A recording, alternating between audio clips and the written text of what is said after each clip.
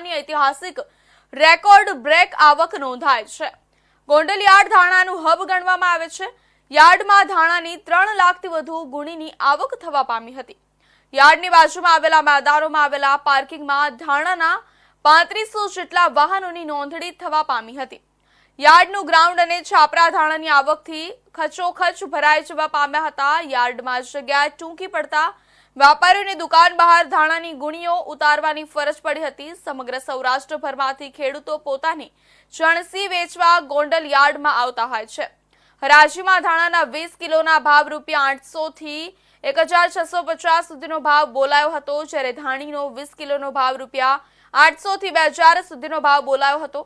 અને યાર્ડના સત્તાધીશો દ્વારા ધાણાની આવકને લઈને અન્ય જાહેરાત ન કરવામાં આવે ત્યાં સુધી ધાણાની આવક સદંતર બંધ કરવામાં આવી છે તથા સૌરાષ્ટ્રભરના ખેડૂતો પોતાની જણસી વેચવા ગોંડલ યાર્ડને પ્રથમ પસંદગી આપતા હોય છે।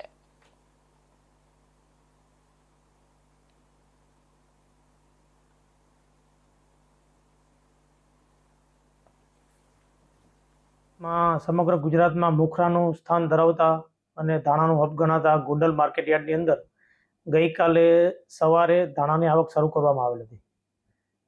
અત્યાર સુધીની ઐતિહાસિક રેકોર્ડ બ્રેક આવક ધાણાની ગઈકાલે થયેલ છે, જે 3 લાખથી વધારે બોરીની આવક થયેલ છે। સમગ્ર સૌરાષ્ટ્રમાંથી ખેડૂતો પોતાનો માલ ધાણા લઈને ગોંડલ માર્કેટ યાર્ડની અંદર આવે છે।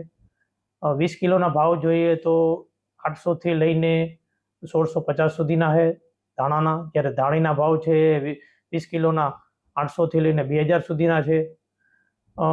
ગ્રાઉન્ડ ટૂંકું પડતા કમિશન એજન્ટની દુકાનો તથા અન્ય રોડ રસ્તાઓમાં ધાણા ઉતારવાની વ્યવસ્થા કરવામાં આવી છે। અત્યાર સુધીની આ રેકોર્ડ બ્રેકની આવક માર્કેટ યાર્ડનો સમગ્ર સ્ટાફ અધિકારીઓ માંડીને પૂરી જહેમત ઉઠાવીને સમાવેશ કરી લેવામાં આવ્યો છે।